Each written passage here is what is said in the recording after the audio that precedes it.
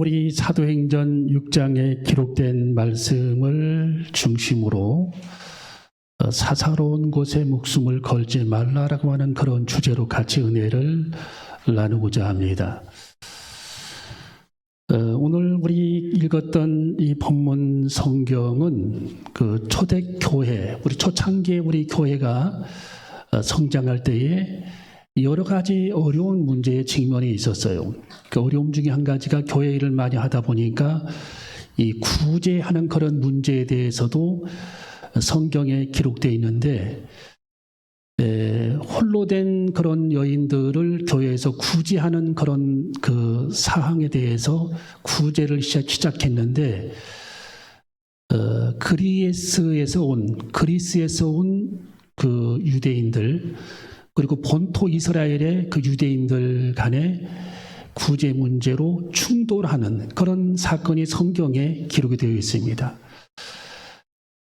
이 초대교회가 그 구제를 할 때에 그리스에서 온 그 여인들에게 구제하는 것에 조금 차별을 두어서 그 사람들이 원망을 하고 불평을 했던 그런 사건이 오늘 여기 성경에 기록이 되어 있는데, 그 원망과 불평이 굉장히 컸습니다.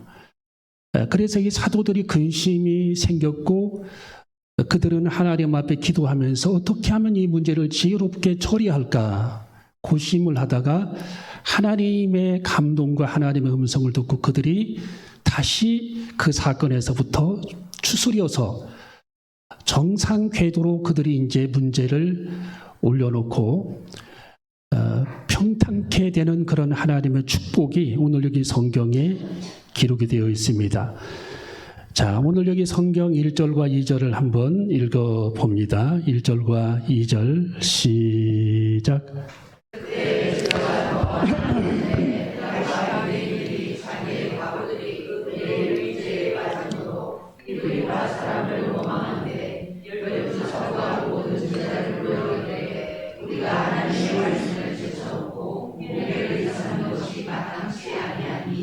아멘. 자, 오늘 여기 이 말씀을 우리가 중심으로 해서 이 구약 성경에서 위대한 사람들의 특징, 그리고 신약 성경에서 위대한 사람들의 특징, 그리고 우리 인류 역사상 이 세상의 사람들이 살아가는 그런 여정에서 위대한 사람들은 세 가지 특징을 가지고 있다는 거예요. 세 가지 특징. 그게 뭐냐? 우리도 하나님 나를 사용하여 주세요. 하나님 나를 써주시옵소서. 나도 하나님 앞에 주님의 형상을 닮은 사람이 되게 하시옵소서. 나도 하나님 앞에 위대한 사람으로 한 시대를 풍미하는 그런 사람이 되게 해달라고 사람들이 기도하는데, 그러려면 우리들이 하나님 앞에 어떤 명제를 가지고 인생을 살아야 할 것인가? 첫 번째로는 사사로운 곳에 목숨을 걸지 말라고 하나님께서 오늘 여기 성경을 통해서 말씀해 주고 있는 것입니다. 자, 우리 한번 따라해볼까요? 사사로운 일에 목숨을 걸지 말라.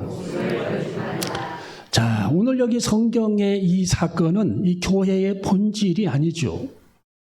물론 교회가 구제하는 일도 중요하고 선교하는 일도 매우 중요합니다. 그런데 교회는 구제보다 선교가 더 중요하고, 하나님의 복음을 전하는 것이 천만 배 더 중요한 것이 하나님의 복음을 전달하는 과정입니다. 자, 이 사사로운 곳에 목숨을 걸지 말라고 하는 이 말씀, 우리가 책 중에 리차드 칼슨이 쓴 책이 한 권이 있습니다. 저분이 쓴 책에 보면은 저분의 책 제목도 사사로운 곳에 목숨을 걸지 말라라는 얘기를 하고 있어요. 저 책에 보면 딱 요약해서 보면은 너무 작은 일에 스트레스를 받지 말라. 두 번째, 관대하고 여유로운 삶의 태도를 가지라. 매사에 완벽하려고 하지 말라. 저는 이 말에 굉장히 은혜를 받았어요. 매사에 완벽하려고 하지 마라. 완벽한 인간은 세상에 없어요. 논쟁에 이기려고 하지 말라. 네 번째, 다섯 번째, 모든 문제에 바로 반응하지 말고 숨 고르기를 하라. 하루 한 번은 하나님 앞에 감사하는 시간을 가지라. 할렐루야. 그리고 7번째, 사소한 일에 목숨을 걸지 말라. 중요한 일 빼고 다 사사로운 것뿐이다. 여러분, 지금 이 초대교회에는 사사로운 그들이 문제에 휘말렸습니다. 그래서 교회가 어려움을 당하고 서로 원망하고 불평하는 그런 일이 그들에게 벌어졌던 겁니다. 오늘 여기 성경 1절 4번째 줄에 히브리파 사람을 원망한대. 히브리파 사람을 뭐 했다고요? 원망. 여러분, 우리가 하나님의 은총과 하나님의 축복 속에 여러분이 진입하려면 원망을 여러분의 인생에서 지워야 합니다. 네. 자, 우리 옆 사람하고 인사하면 원망을 우리 인생에 지웁시다.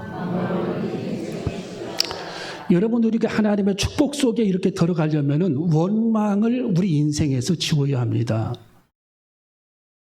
제가 지난 수요일도 말씀을 했지만 이스라엘 백성들이 광야 40년 동안에 그들이 거기서 몰살당한 이유가 있어요. 그게 딱 한 가지 이유입니다. 그게 뭐냐? 원망이었어요. 원망. 야, 아니 나는 다른 이유인 줄 알았더니 그게 뭐냐면 짜증과 원망이었어요. 그것 때문에 하나님께서 일하기가 매우 어려운 겁니다. 모세가 일하기가 어려워요. 하나님의 사역자들이, 하나님의 종들이, 하나님의 직분자들이 일하기가 매우 어려운 것은 원망과 불평입니다. 이것은 하나님과의 관계를 갈라놓는 거예요. 하나님하고 내가 원망할 때에 아무런 상관이 없는 사람으로 내가 돼버리는 겁니다. 여러분이 직장 생활을 하든 가정 생활을 하든 어떤 모임에서 일을 하든 모임에서 어떤 직분, 직함을 감당을 하든 원망과 불평을 하게 되면 어떻게 됩니까? 그 일을 더 이상 진행하기가 어렵습니다. 하나님이 그랬어요. 하나님. 200만 명 이스라엘 백성들을 지금 데리고 가나안 땅을 향해 걸어가는데 끊임없이 그들이 모세를 원망합니다. 네, 마라의 쓴물의 원망, 물이 늦게 준다고 원망, 먹는 것에 대해서 원망. 네. 계속 그들이 원망 불평하다가 하나님께서 천국 문을 찰칵 닫아버리셨어요. 여기까지 끝 하면서 하나님께서 그들을 가나안 땅에 들어가지 못하게 그들 길을 막아버리시고 죽도록 내버려 둡니다. 이 원망이 이렇게 무서운 게 원망이에요. 여러분이 집안에 들어가든 여러분의 사무실에서 일을 하든 직장에서 일을 하든 감사를 여러분이 터득하고 작은 것에도 감사할 수 있는 그리스도인이 되어줘야 할 줄로 믿습니다. 이 감사는 하늘의 문을 여신 거예요. 하늘의 문. 하나님은 감사하는 자들에게만 하나님께서 은혜를 베풀어 주신 것입니다. 감사의 문을 여러분이 열어야 돼요. 그러면 하나님께서 무에서 유를 창조하시고 감사하는 사람들에게 하나님께서 기쁨을 주시고 하나님께서 감사하는 자들에게 행복을 주시고 날마다 하나님 앞에 감사를 선택한 자들에게 하나님은 기쁨을 주시고 천국 문을 하나님께서 열어주시는 것입니다. 이 자녀들에게 짜증내는 것도 습관입니다. 옆 사람에게 동료들에게 짜증을 내는 것도 습관입니다.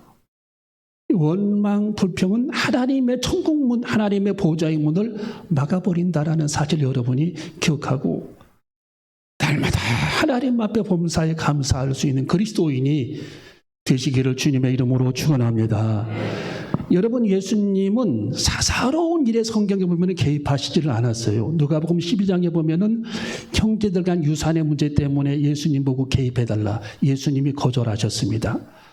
요한복음 6장에 보면은 예수님을 왕 삼으려고 하는 자들에게 사람들이 예수님을 왕으로 추대하려고 많이 신경을 썼는데 예수님이 그것도 딱 잘라버립니다. 사사로운 일에 예수님은 개입하지 않았어요. 마태복음 22장에 보면 세금 문제에 예수님은 휘말리지 않았어요. 요한복음 7장에 보면 형제들이 조롱을 해도 우리 예수님은 거기에 휘말리지를 않습니다. 마태복음 26장에 보면 가룟 유다의 배신에 예수님은 거기에 휘말리지를 않아요. 예. 어떻게 그럴 수 있냐 그렇게 말하지 않았어요. 여러분, 우리는 사사로운 일에 우리들이 원망하고 불평하고, 광야의 이스라엘 백성들이 정말 물의 문제 때문에, 만나의 사건 때문에, 마라의 쓴물의 사건 때문에, 정탐꾼 문제 때문에, 또 고라 자손들이 원망하고, 아론과 미리암이 이 모세의 아내와 사별을 하고 구스 여자를 아내로 맞이했더니 그것 때문에 또 원망을 하면서 문둥병이 생기고, 또 가인이 원망한 그런 사건이 발생을 하고, 욥의 아내가 욥에게 원망을 하고 자기 남편에게 죽으라는 거예요. 자기 남편에게. 하나님 어디 계시냐? 당신이 지금 병에 걸렸는데 하면서 욥을 원망합니다. 예. 여러분, 원망은 하나님께서 역사하실 수 있도록 하늘의 문을 막아버리신다라는 사실을 우리들이 깨닫고, 오늘 여기 성경 6장 1절 네 번째 줄에 히브리파 사람을 원망한 이 사건 때문에 엄청난 그런 충격파가 이 초대교회에도 있었다라는 사실을 우리들이 깨닫고, 사사로운 일에 목숨을 걸지 않는 저와 여러분이 되시기를 주님의 이름으로 축원합니다. 우리는 매사에 완벽하려고 노력하지 말아야 합니다. 논쟁에 되기려고 하지 말아야 합니다. 어떤 문제가 생기면 바로 반응을 해서 원망하는 것이 아니라 하나님의 뜻이 있겠지. 하나님께서 일하실 거야. 조금만 기다려봐. 하나님께서 역사하실 거야. 하나님의 뜻이겠죠. 하나님의 깊은 뜻을 우리가 어떻게 알겠어? 하고 하나님의 때를 기다릴 수 있는 저와 여러분이 되시기를 주님의 이름으로 축원합니다. 여러분, 위대한 사람들은 두 번째 특징이 있는데 중심을 잃어버리지 않는다라는 겁니다. 자, 우리 3절을 읽어봅니다. 3절 시작.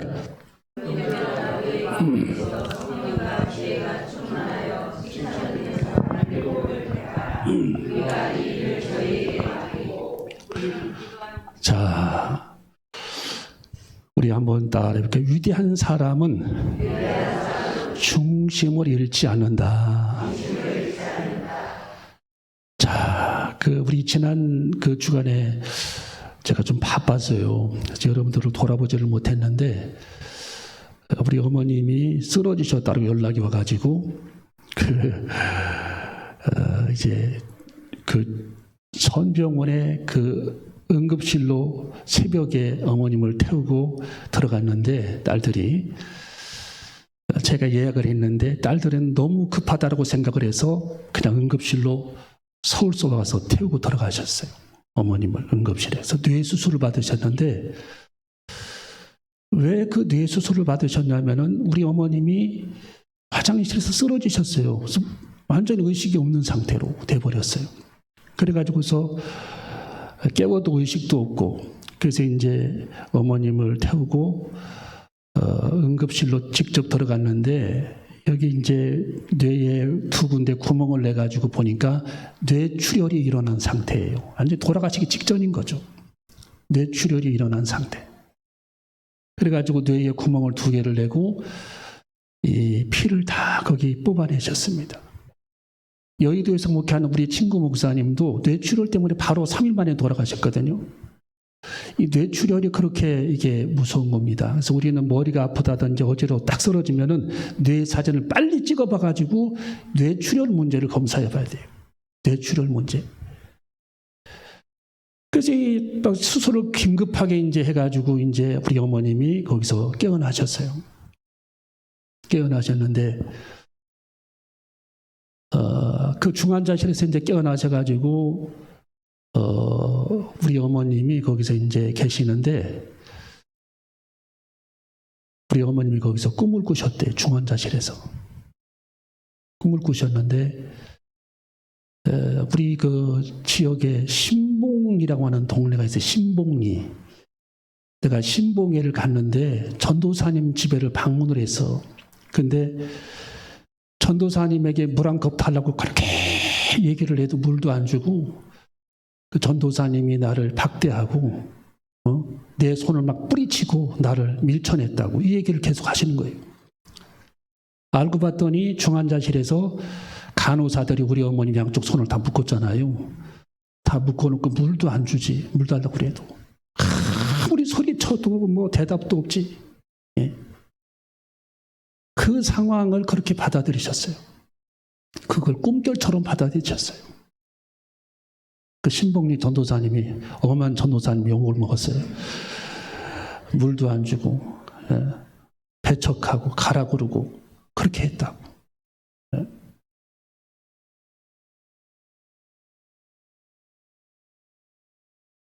여러분, 이 어지러움증이 그렇게 이게 무서운 겁니다. 이 어지럽기 시작하면 이석증 때문에 어지러워 본 적이 있습니까? 이 우주가 돌아, 지구가 뱅글뱅글 돌잖아요. 이게 지구가. 그렇게 그게 힘든 거예요, 어지러움증이. 그래서 어지러우셔가지고 5번을 쓰러졌는데 5번째는 아예 못 일어나죠. 그 의식을 잃고. 여러분, 이 세계에서 위대한 삶을 살았던 사람들의 두 번째 특징이 뭐냐? 마음과 신앙의 중심을 잃어버리지 않는 사람들이라는 겁니다. 우리는 어떤 상황을 만나도 우리의 마음 중심을 잃어버리지 말아야 합니다. 내 신앙의 중심, 내가 하나님을 사랑하는, 내가 하나님을 신뢰하는 그 신앙의 중심을 우리들이 잃어버리지 않고 견디기만 한다면 하나님께서 나를 붙잡고 언젠가 쓰시고 하나님이 나를 축복하시고 나를 사용해 주시는 것입니다. 신앙의 중심을 우리들은 잡아야 되는 거예요. 네, 마음의 중심, 신앙의 중심. 여러분, 이 세상에 많은 사람들이 왜 극단적인 생각을 합니까?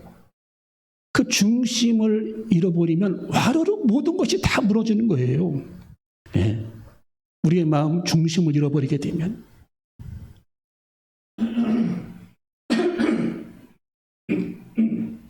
잠언 4장 23절에 보니까 무릇 지킬 만한 것보다 더욱 내 마음을 지키라. 생명의 근원이 이에서 나면이라. 우리의 마음 중심을 잃어버리지 않고 살아가는 것이 축복의 샘물이 그 안에서 솟아나게 된다. 무릇 지킬 만한 것보다 더욱더 내 마음을 지켜라. 생명의 근원이 여기에서부터 출발한다라는 거예요. 축복의 샘물이. 여러분, 요셉은 감옥 안에서도 마음의 중심을 잃어버리지 않았습니다. 여러분, 요셉은 보디발의 아내의 요구 앞에서도 그는 마음의 중심을 잃어버리지 않았어요. 여러분, 욥은 알거지가 됐지만 육체적인 질병 앞에서도 마음의 중심을, 그는 신앙의 중심을 잃어버리지 않았습니다. 하나님은 마음의 중심을 잃어버리지 않는 다윗에게 말씀하시기를 너는 내 마음에 합한 사람이라고 성경에 기록하고 있습니다. 여러분, 예수님은 십자가를 지고 가시면서도 신앙의 중심을 잃어버리지 않으셨습니다. 얼마나 우리 예수님께서 마음이, 생각이 많았겠어요. 내가 이 십자가를 굳이 져야 되는가? 이 쓴 잔을 굳이 마셔야 되겠는가? 이 고통스러운 십자가의 쓴 잔, 대못이 지나가는 그 십자가의 쓴 잔, 발등에 대못이 지나가는 십자가의 쓴 잔을 내가 굳이 당해야 되겠는가? 마셔야 되겠는가? 우리 예수님은 복잡하셨을 겁니다. 그렇지만 우리 예수님은 기도로 그 어려움을 이겨내시고 신앙의 중심을, 하나님을 향한 신뢰의 중심을 우리 예수님은 스스로 무너뜨리지 아니하시고 끝까지 견디시면서 십자가를 지셨던 우리 예수 그리스도의 신앙의 중심을, 우리도 본받는 저와 여러분이 되시기를 주님의 이름으로 축원합니다. 여러분, 예수님은 사단에게 시험을 받을 때에도 마태복음 4장에 믿음의 중심을 잃어버리지 않았어요. 성전 꼭대기에서 뛰어내려 사탄 유혹하죠. 내게 절해봐, 절해. 천하 만국을 내가 너한테 줄게, 절해봐. 돌로 뚝뚝이 만들어봐. 네 능력을 시험하는 그런, 예수님을 자극하는 그런 유혹. 예수님은 거기서 신앙의 중심을 잃어버리지 아니하셨습니다. 여러분, 예수님은 풍랑이는 그런 바다 위에서조차도 잠을 청하시면서 배 위에서 믿음의 중심을 잃어버리지 않으셨습니다.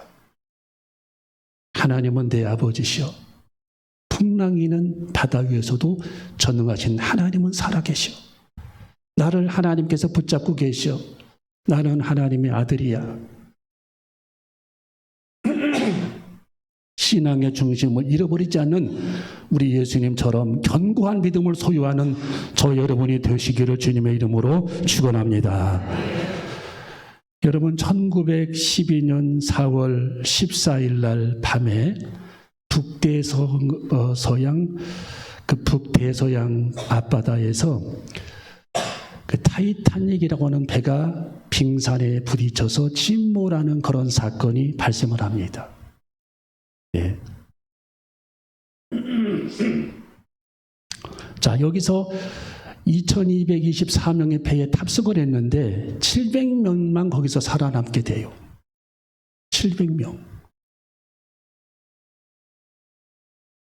이 배가 침몰하는데 2시간 40분이 걸렸어요. 배가 얼마나 큰 배냐면은 미국의 항공모함처럼 큰 배입니다. 저 타이타닉 호가 항공모함처럼 큰 배, 52,000톤입니다. 52,000톤. 저 배가 얼음과 빙산에 부딪혀서 침몰해서 점점 가라앉고 있었어요. 근데 기록에 보면 많은 그 배에 탄 사람들이 2,000명이 넘는 사람들이 서로 고명부토를 타기 위해서 그들이 아우성을 칩니다. 서로 타겠다고 난립니다. 그런데요, 기록에 보면 8명의 오케스트라 대원이 있었는데 갑판 위에서 그들이 연주를 하고 있었어요. 연주. 근데 배가 침몰됐다는 소식을 듣고 오케스트라 단원들은 서로가 서로에게 약속을 하고 우리는 끝까지 연주를 계속하자 해가지고 많은 사람이 고명부토를 탈 수 있도록 그들은 양보를 하고 이 8명의 오케스트라 단원들은 계속 그들이 연주를 합니다. 거기서 살아남은 사람들의 증언을 들어보니까 그들이 연주한 곡은 4주를 가까이 하게 하면 십자가 짐 같은 고생이네. 찬송가를 그들이 연주하면서 탈출할 수 있는 기회를 그들에게 줍니다. 4주를 가까이 하게 하면, 4주를 가까이 하게 하면 계속 그들이 연주합니다. 여러분, 그들의 마음은 굉장히 여유로웠어요. 그리고 그들의 생명을 지키기 위해 그들은 몸부림치지 않았고 고명부토를 다 다른 사람들에게 양보하고 물이 점점 그들의 발등까지 차오르기 시작합니다. 발목까지 물이 차오르기 시작합니다. 그리고 계속 그들은 연주했어요. 물이 여러분 그들의 배꼽까지 차오릅니다. 그들의 가슴까지 물이 차올랐습니다. 그들은 계속 죽으면 죽으리라 하고 자신의 생명을 하나님께 맡긴 채 그들의 연주를 계속합니다. 그들은 신앙의 중심을 잃어버리지 않았습니다. 그들의 명단을 보니까 하들리, 브리쿠스, 브레일리, 우드워드, 크린스, 테일러, 프레스틴, 도널드, 브레이디, 이 8명의 사람의 명단이 지금도 영국에 기록이 되어 있습니다. 신앙의 중심을 잃어버리지 않았던 사람들. 그들은 숨까지 쉬지 못하는 물이 목까지 차오를 때까지 연주를 계속하면서 숨이 끊어질 때까지 신앙의 중심을 잃어버리지 않고 다른 사람들에게 구명도를 다 양도한 채로 죽어갔던 아주 멋진 위대한 그런 사람들의 명단을 저는 보았습니다. 여러분, 우리도 어떤 상황이 우리 앞에 닥치든 믿음의 중심만 내가 잃어버리지 않는다면 나는 성공할 수 있고, 하나님께서 나를 기다린 나를 위해 하늘의 문을 열어주시고, 하나님께서 일하시며 하나님께서 작업하신다라는 사실을 깨닫고 우리의 믿음의 중심을 잃어버리지 않는 저와 여러분이 되시기를 주님의 이름으로 축원합니다. 마지막 세 번째로 보니까 위대한 사람들은 세 번째로 보니까 본질적인 사명에 충실한 사람이라는 겁니다. 자, 우리 한번 따라 이렇게 본질적인 사명에 충실한 사람들. 오늘 본문 말씀은 사도들입니다. 본질적인 사명에 충실했던 그런 사도들. 자, 그들은 잠깐 길을 잘못 돌았지만 거기서 다시 나와서 본질로 돌아가는 그런 장면이 성경에 기록되어 있습니다. 자, 우리 성경 3절과 4절을 읽어봅니다. 3절, 4절 시작.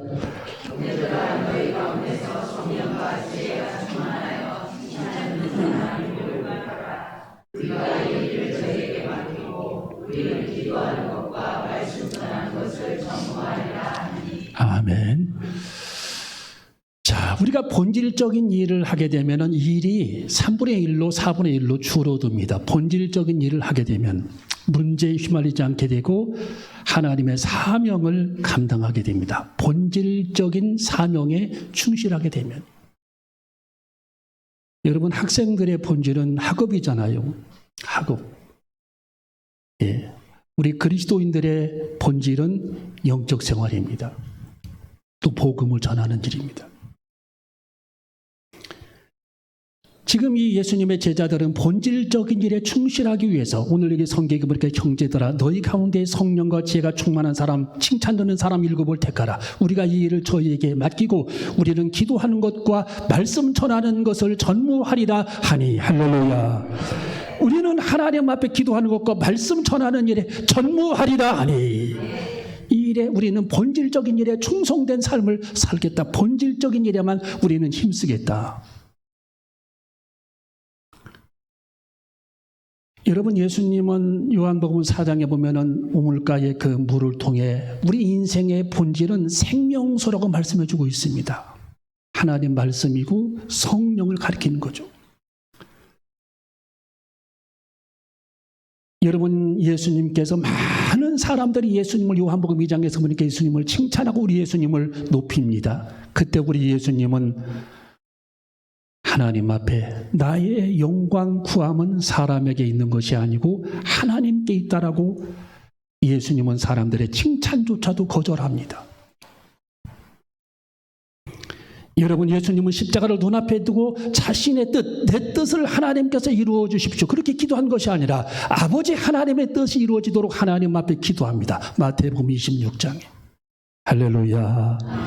우리도 아버지의 뜻이 이루어지도록 기도하는 저와 여러분이 되어줘야 할 줄로 믿습니다. 하나님, 내 뜻보다 하나님의 뜻이 이루어지길 원합니다. 하나님, 내 뜻보다 아버지의 뜻이 이루어지길 원합니다. 하나님, 내 생각보다 하나님의 생각이 이루어지길 원합니다. 하나님, 내 계획보다 하나님의 계획이 내 삶을 통해 이루어지시길 원합니다. 이것이 우리 인생의 가장 중요한 본질적인 우리의 삶의 사명이라는 것입니다. 여러분, 마르다는 분주했지만 분주한 일에 열중했지만 마리아는 본질적인 일에 그는 열중을 했습니다. 여러분, 성경에 침례 요한은 말하기를 나는 쇠하여야 하고 예수님은 흥하여야 하리라. 내가 사람들에게 인정받고 스타가 된 것처럼 인생을 살아가는 것이 아니라 하나님, 나는 시들어지게 하시고 예수님께서 높임받기를 원합니다. 예수님이 흥하셔야 합니다. 여러분, 갈라디아 2장 20절에 보니까 내가 그리스도와 함께 십자가에 못 박혔나니 그런즉 이제는 내가 산 것이 아니요 오직 내 안에서 그리스도께서 사시는 것이라. 우리가 인생을 살아갈 때에 내가 내 육성에 살아서 움직이는 것이 아니라 하나님 내 속에서 주님만 살게 하시옵소서. 주님이 내 안에 왕이 되게 하시옵소서. 주님이 내 속에서 하나님 되어 주시옵소서. 나는 온데간데 없고 주님만 내 안에서 살아 역사하여 꽃피게 하여 주시옵소서. 주님만 흥하게 하여 주시옵소서. 주님만 내 안에서 살아 계시게 하시옵소서. 그렇게 하나님 앞에 기도하면서 주님께서 우리 속에 주인 되시고 왕이 되시는 그런 본질적인 그런 결단이 우리의 삶 속에서도 이루어져야 할 줄로 믿습니다. 여러분, 예배의 본질은 영과 진리입니다. 우리 한번 따라할게요. 예배의 본질은 영과 진리이다. 우리가 예배 드릴 때에 마음은 여기 있지만 생각은 딴 데가 있다 그러면은 그 예배를 하나님께서 안 받으시는 거죠. 예배의 본질은 영, 스피릿, 내 영, 내 마음. 내 마음이 여기 있어야 하고 진리, 성경 안에서 드려지는 예배. 신령과 진정이 그 뜻입니다. 성경 안에서 내 마음을 담아 드려지는 예배가 하나님께서 받으시는 예배입니다. 할렐루야. 그래서 우리는 하나님께 단 한 번의 예배를 드릴 때에도 하나님 보좌가 움직이지는 그런 예배를 드려야 합니다. 하나님 보좌가. 온전히 주님 마음을 담아서 주님께 드려지는 그런 예배. 기도는 진심이죠, 진심. 내 진심을 담아 주님께 드려지는 기도는 주님께서 들으십니다. 내 진심. 여러분, 우리는 본질적인 사명에 충실한 그리스도인이 되어줘야 할 줄로 믿습니다. 그래서 이 세상에서 위대한 삶을 살았던 사람들은 사사로운 일에 목숨을 걸지 않았고 신앙의 중심을 잃어버리지 않았습니다. 본질적인 일에 충실했다라는 거예요. 우리가 길을 잘못 들었다면 본질로 돌아와야 할 줄로 믿습니다. 우리의 마음에 다른 곳에 팔려 있다면 주님께 돌아와야 할 줄로 믿습니다. 하나는 주님께 내 마음 돌아왔습니다. 주님, 내 마음 받아주시옵소서. 그렇게 기도하면서 오늘 하늘의 문이 열려지고 하나님 보좌의 문이 열려지는 그런 축복된 귀한 시간이 되시기를 주님의 이름으로 축원합니다. 기도하시겠습니다.